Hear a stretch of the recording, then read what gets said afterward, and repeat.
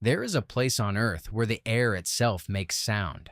Not wind, not thunder, just breath. Human breath, freezing mid-sentence and falling as tiny crystals of ice, whispering as they hit the ground. The locals have a name for it: the whisper of stars. It happens only below a certain threshold of cold, a threshold so extreme that most of the planet will never know it exists. Here, spit can freeze before it lands. Eyelashes turn white in under a minute. A metal doorknob can burn your skin like fire. And yet, in the middle of this frozen silence, in a valley ringed by mountains in the far northeast of Siberia, people wake up every single morning, light a stove, boil water, and live. This is Oymyakon, the coldest permanently inhabited place on the face of the earth. Before we go further, if the idea of a village where the sky itself seems to freeze intrigues you, consider staying with this channel. We go looking for the edges of what human life can endure, and there is nowhere more extreme than where we are headed today. And I am curious, wherever you are watching this from, however warm or cold your own morning is, tell me in the comments. Because in a few minutes, you will understand just how far apart your world and this one really are. To find Oymyakon on a map, you first have to find the Sakha Republic, also known as Yakutia, a region so vast it is nearly the size of India, tucked into the far northeastern corner of Russia, closer to Alaska than to Moscow. Within that immense territory, in a natural basin the locals call the Oymyakon Depression, sits a small settlement on the banks of the Indigirka River, ringed on almost every side by mountains. Those mountains are the reason this place exists at all, not in the sense that they shelter it, but in the sense that they trap it.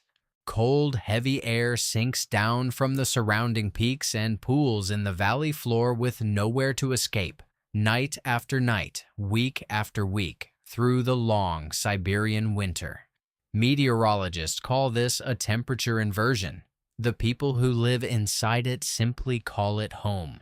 The numbers involved are almost difficult to process. The average temperature in January hovers somewhere around -50 degrees Celsius, or roughly -58 Fahrenheit. And that is the average, the ordinary, unremarkable temperature of an unremarkable winter day. The coldest confirmed reading on record, recognized internationally, was measured in February of 1933, -67.7 degrees Celsius, -90 degrees Fahrenheit, a reading 10 degrees colder than the lowest ever recorded anywhere in North America. In the center of the village stands a small monument, a concrete bull with steaming breath, commemorating an even more extreme reading from the 1920s, close to -71 Celsius, nearly -96 Fahrenheit, a figure so far outside the ordinary that it has never been fully verified by modern meteorological standards, but it is the number the village has built its identity around. Whether the true record belongs to the confirmed 1933 reading or the older, unofficial one almost does not matter. Both numbers describe a cold that most of humanity will never come close to experiencing, a cold in which the difference between -60 and -70 stops feeling like a number and starts feeling like a warning. And then there is the strange, almost cruel twist in this story. Oymyakon is not simply the coldest place people call home. It is also one of the most extreme in the opposite direction. In summer, the same valley that traps winter's cold can also trap summer's heat, and temperatures have been recorded climbing above 30 degrees Celsius, close to 90 degrees Fahrenheit. That means the range between the coldest and warmest days ever measured here spans nearly 100 degrees Celsius, one of the widest temperature swings recorded anywhere on the planet. In recent years, unusually intense heat waves, tied to wildfires across the wider Yakutia region, have pushed local temperatures to new summer highs and triggered official states of emergency. Scientists are careful to note that a single hot summer in one small village does not by itself prove a long-term climate trend. But they are watching closely, because the permafrost beneath this entire region runs deep, and if it begins to thaw in a meaningful way, the consequences for roads, buildings, and rivers across Siberia could be significant. Winter here does not just bring cold, it bends the very shape of the day. In December, the sun barely clears the horizon, giving the village as little as 3 hours of pale daylight before darkness swallows the valley again. In the height of summer, that flips entirely. Daylight can stretch past 20 hours, the sky staying lit long after most of the world would call it night. Locals live inside this rhythm the way people elsewhere live inside seasons. Their year is not just warm months and cold months, it is light months and dark months, and each demands its own way of moving through the world. Curiously, despite the extremity, residents often describe the deep winter air as still and calm rather than blustery. The same cold, heavy air that traps the temperature also tends to settle the wind, leaving a strange kind of silence hanging over the valley on the coldest nights of the year. The land itself offers almost nothing to grow on. Beneath the surface, permafrost extends downward for what researchers estimate to be well over a kilometer, ground that has not fully thawed in tens of thousands of years.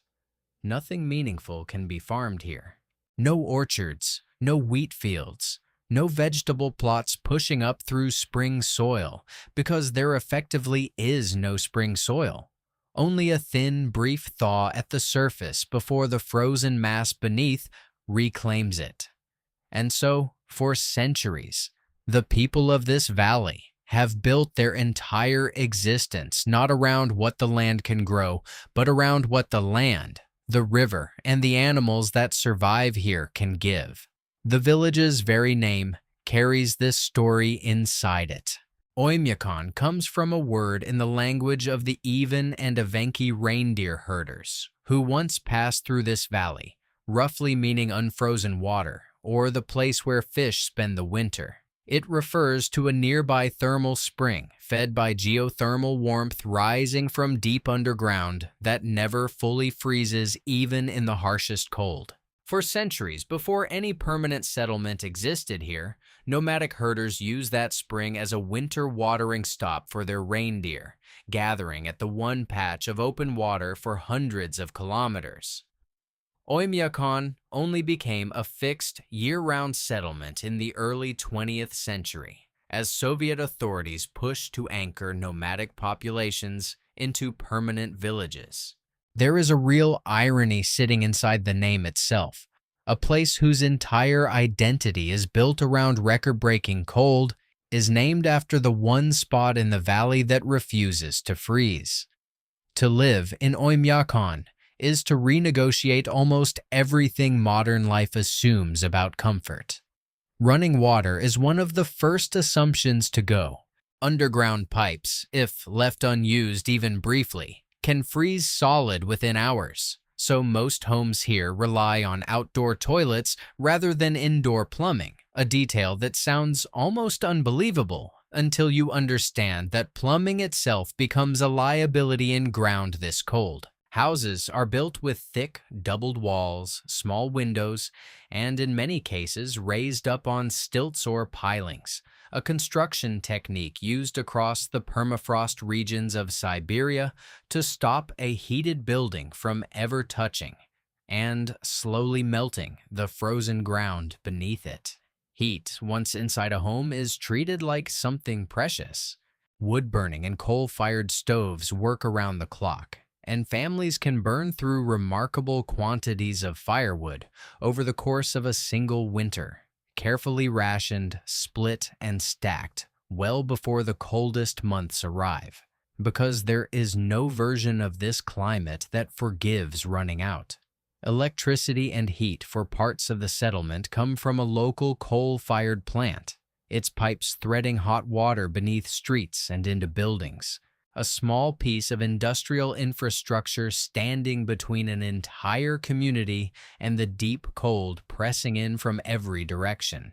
It is not glamorous, it is not effortless, but it works, day after day, because it has to. Cars present their own particular kind of battle. Rubber turns brittle, fuel can thicken and even gel in the tank. Batteries lose their charge astonishingly fast, and metal itself becomes more fragile in air this cold. The solution most drivers have settled on is simple, if demanding. Never let the engine stop. Vehicles are left running for hours, sometimes overnight, parked outside homes with a thin trail of exhaust rising into air so cold it barely dissipates. Those without heated garages sometimes resort to open flame to thaw a frozen engine block before a journey, a genuinely standard tool of local mechanics rather than a desperate last resort. It is not an exaggeration to say that in Oymyakon a car is only as reliable as the effort put into keeping it warm. The same, really, could be said of a person. Food here tells the story of a place with almost no agriculture and an abundance of protein. The diet leans heavily on what the river and the herds provide. Fish pulled from beneath the ice, reindeer, horse meat, and dairy from a uniquely cold-hardy breed of cattle known as the Yakutian cow, an animal whose thick coat and slow metabolism allow it to withstand winters that would kill most livestock elsewhere in the world. Local horses share that same extraordinary hardiness. The Yakutian horse, a small, stocky breed with a shaggy, almost woolly coat that can grow to several inches long in winter, is left to forage outdoors through the entire season, pawing through snow to find the frozen grass beneath. No barn, no blanket, just centuries of adaptation to a climate that would kill most other breeds within days. The signature dish, the one most associated with this entire region, is stroganina, fish, usually a local whitefish, cisco, or sturgeon caught beneath the river ice, frozen solid within moments of being pulled from the water, then shaved into long, delicate curls with a sharp knife, and eaten raw, right there in the cold, often with a little salt and pepper. It is less a recipe than a technique perfectly adapted to an environment where refrigeration is not a luxury, but the ambient condition of daily life. The fish is prepared so that it freezes evenly, straightened by hand as it stiffens, so that later it shaves into clean, even ribbons rather than a jagged mess. Milk is frozen into blocks rather than stored liquid. Fermented mare's milk kumis appears at gatherings and festivals, a drink with roots stretching back through the region's nomadic herding traditions. Fresh fruit and vegetables are rare and mostly imported, which means many families supplement their diet with wild berries gathered in the brief summer and preserved for the months when nothing green grows at all. Clothing follows the same logic of hard-won, generations-old adaptation. Traditional Yakut boots, known as unti, are made from reindeer or horsehide with felt soles, decorated with beadwork, and prized locally for insulating properties that many residents say outperform anything synthetic. Thick fur coats, hats, and layered wool remain everyday essentials rather than fashion choices, purchased and repaired at local workshops that have supplied the region for generations. None of it is decorative. Every layer exists because someone at some point learned the hard way what happens without it. Children still go to school through most of this. There is an official threshold when temperatures fall low enough, around -52 degrees Celsius. Classes are called off, not because the children can't handle a cold walk, but because the risk of frostbite on exposed skin becomes too severe to ignore. Above that threshold, however brutal it may sound to an outsider, school continues as normal. Children walk out the door layered in multiple pairs of socks, thick fur-lined boots, scarves wrapped high enough to cover the mouth and nose, and they simply go. It becomes, over the years, unremarkable. What would stop an entire city to the south is, here, an ordinary Tuesday. One of the more sobering realities of daily life only reveals itself at the end of it. When someone in the village dies during winter, burying them is genuinely difficult. The ground is frozen far too solid to dig directly, so the traditional method is to build a fire over the burial site, let it burn for hours to soften the topmost layer of earth, clear away the thawed inches, and then repeat the process again and again, sometimes over the course of several days, until the grave is finally deep enough. It is a small, quiet detail, but it says something enormous about this place.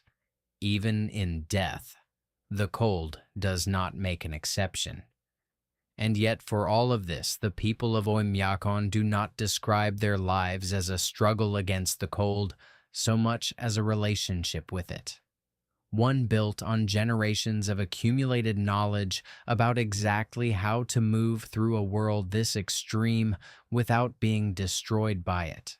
That knowledge sits inside something larger, a worldview carried by the Saka people, the indigenous group who make up most of the population here, alongside smaller numbers of ethnic Russians and Ukrainians who settled in the region over the last century. The Saka language, part of the Turkic family, is still spoken alongside Russian throughout Yakutia, carried in conversation, in song, and in an oral epic tradition called the Olonko, long narrative poems about heroes, spirits, and the layered cosmology the Saka have held onto since long before the Soviet era tried, and ultimately failed, to erase it.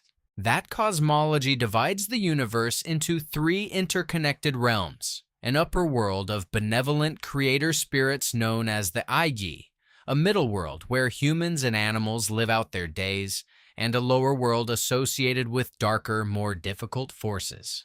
A structure that has survived Christian missionary efforts and decades of Soviet-era suppression of shamanic practice, quietly passed down inside families even when it could not be practiced openly.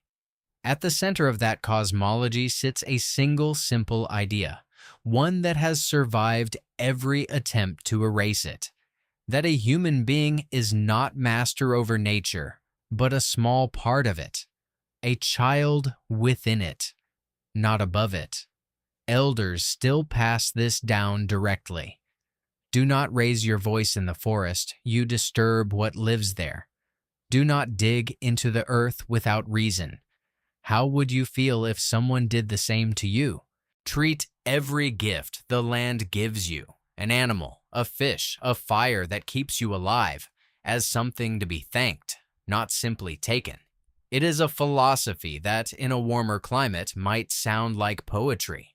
In Oymyakon, it is closer to a survival manual. When the difference between a night with fire and a night without one is the difference between life and death, gratitude toward the natural world stops being sentimental and becomes, quite literally, practical wisdom passed from one generation to protect the next. That worldview surfaces most visibly each June when Yakutia celebrates Yak, a summer solstice festival rooted in these older beliefs, its name translating roughly to abundance. Communities gather to dance the Osuokai, a great circling round dance meant to be danced by as many people as possible, hand in hand, moving with the sun. An elder dressed in white opens the ceremony by sprinkling fermented mare's milk onto the ground and into the fire, offering prayers to the Ayi spirits for the well-being of everyone gathered before communal feasting begins. It is, in many ways, the emotional opposite of the frozen months that dominate the rest of the year, a brief window of light and abundance that the whole community spends all winter waiting for.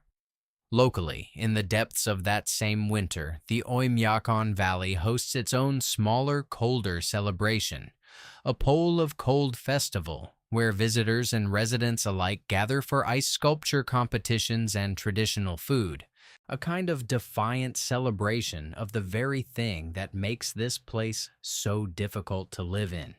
Which brings us, honestly, to the heart of what this valley teaches. If you spend enough time researching a place like this, you start to notice a pattern in how the locals speak about their neighbors. If someone's fire goes out, another household lights it for them. If a car stalls on the road, the nearest people simply stop and push. No questions, no charge. It is not framed as generosity exactly, more as basic math. Everyone here understands that no single household, no single family survives this climate entirely alone. The cold does not care about self-reliance. It cares about whether someone was there to help you when your engine failed at -50. And so, without ever needing to write it into law, this small remote community has built something close to a working philosophy. That in the coldest place on Earth, the thing most worth protecting is the warmth between people.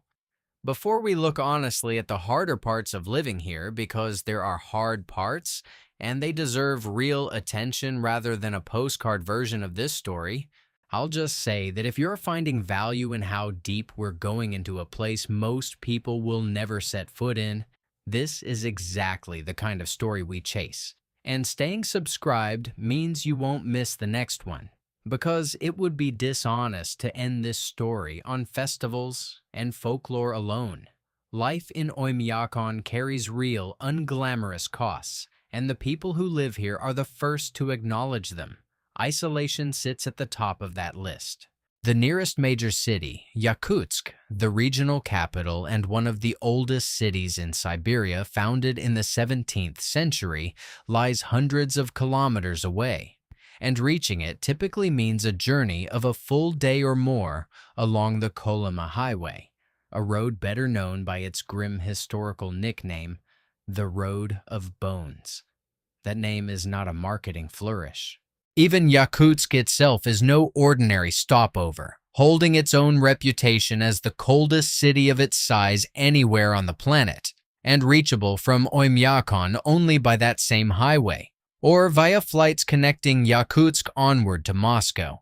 The highway was built between the early 1930s and early 1950s, largely by prisoners of the Soviet Gulag system, under a state mining and construction authority called Dalstroy, tasked with extracting gold from one of the most remote and hostile regions on the planet. Historians estimate that well over 100,000 prisoners died across the Kolyma camp system during those 2 decades, from cold, hunger, disease, and brutal, unrelenting labor, with some records suggesting the true toll may have run considerably higher. Their remains, by many accounts, rest beneath the very road that still connects this region to the outside world today. Driving it in winter demands the same rule that governs cars in the village itself. Never switch off the engine, because in this landscape, a stalled vehicle can become a death sentence within hours. It is a sobering thread running underneath the modern story of Yakutia, a region of genuine natural extremity that was also within living family memory, a place of profound human suffering, forced labor, and loss. Acknowledging that history honestly is part of understanding why so many settlements out here feel simultaneously ancient and strangely recent, built as much by tragedy as by tradition. Economically, Oymyakon offers little beyond what the land and animals directly provide. Herding, hunting, ice fishing, and small-scale fur trapping remain the backbone of local livelihoods, much as they have for generations, supplemented in the wider region by mining. Since Yakutia as a whole is rich in gold, diamonds, and other minerals extracted from settlements far larger and more industrial than this valley. Wages here are modest, opportunities are narrow, and almost everything that cannot be hunted, herded, or grown locally has to be shipped in across enormous distances, which drives up the cost of ordinary goods considerably compared to cities further south. Fresh produce in particular carries a steep premium, arriving after long journeys that themselves depend on roads and weather cooperating. It is, in a very real sense, expensive to live somewhere this remote. Even when the visible cost of housing itself is modest, the population reflects these pressures. Village estimates place the number of year-round residents at around 500 people, a modest figure for a settlement that carries outsized global fame. Like many remote communities across the Russian Far East, Oymyakon has seen younger residents drift toward larger cities in search of easier winters, more varied work, and simply a wider range of life choices than a herding and fishing economy in one of the coldest inhabited places on the planet can offer. Those who remain tend to be the ones deeply rooted here, by family, by land, by an identity tied unmistakably to this particular valley and no other. Then, there is the health toll that few outsiders think to ask about. Frostbite is a genuine, fast-moving danger, capable of damaging exposed skin within minutes at the coldest extremes. The lack of fresh fruits and vegetables for much of the year makes nutrition a constant, quiet concern, one locals manage through preserved foods, wild berries, and a diet built around the caloric density of meat and fat, precisely the fuel a body needs to keep generating heat through months of brutal cold. Even something as routine as international travelers might assume tourism comes with its own strange friction. Visitors do arrive, drawn by the same curiosity that likely brought you to this video. A few dozen or so each winter according to local accounts, and many leave with a small printed certificate confirming they survived the coldest inhabited place on Earth. But Oymyakon has no hotels. Anyone staying overnight arranges a homestay with a local family, which means the village's small but growing tourism economy runs almost entirely on trust, hospitality, and the willingness of residents to open their homes to strangers, chasing a temperature reading most of us will only ever read about. Even the equipment wrought by visitors struggles here. Camera batteries drain within minutes. A digital thermometer installed as a tourist attraction has reportedly failed outright in the deepest cold, unable to register a reading low enough to keep up with the air around it. And hanging over all of it now is the newer, slower threat, a changing climate, nudging even this extreme corner of the world toward instability. Permafrost that has held firm for millennia is beginning, in places across the wider region, to show signs of thaw, threatening the very foundations buildings and roads are built on. The same warming trend blamed for unusual summer heat waves and wildfires elsewhere in Yakutia raises real unresolved questions about what a warmer future might mean for a community whose entire identity, economy, and infrastructure were built around extreme dependable cold. Nobody here can answer that question yet. They can only keep doing what they have always done, adapting, watching, and continuing. So, could you actually live here? Strip away the postcard image of frozen eyelashes and steaming breath, and what remains is a genuine, difficult question. Could you build a life around an outhouse in minus 50-degree air, around a car that must never be allowed to stop running, around a grocery list dictated almost entirely by what the river and the herd can give you that season?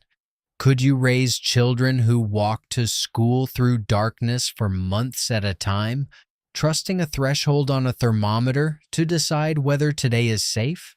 For most of us, watching from wherever we are right now, warm, likely indoors, The honest answer is probably not. Not because we lack the willpower, but because so much of what makes life here sustainable isn't really about individual toughness at all. It's about belonging to something.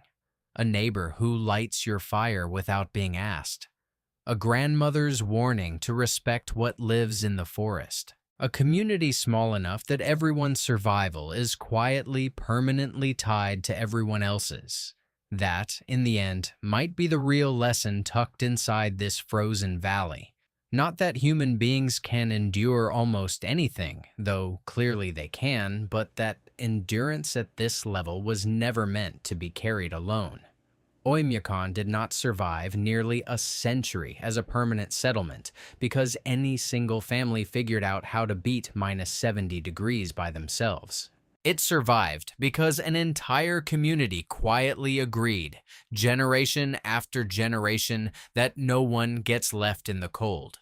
There is something worth sitting with in that, wherever you happen to be watching this from tonight, in whatever version of warm or cold surrounds you right now. Maybe it's a reminder that resilience, real resilience, tends to look less like willpower and more like the people standing beside you when things get hard. If this journey to the edge of human habitation was worth your time, consider subscribing because there are more places like this out there, more communities that have quietly figured out how to live where almost no one else can, and we intend to keep finding them. Until the next one, stay warm.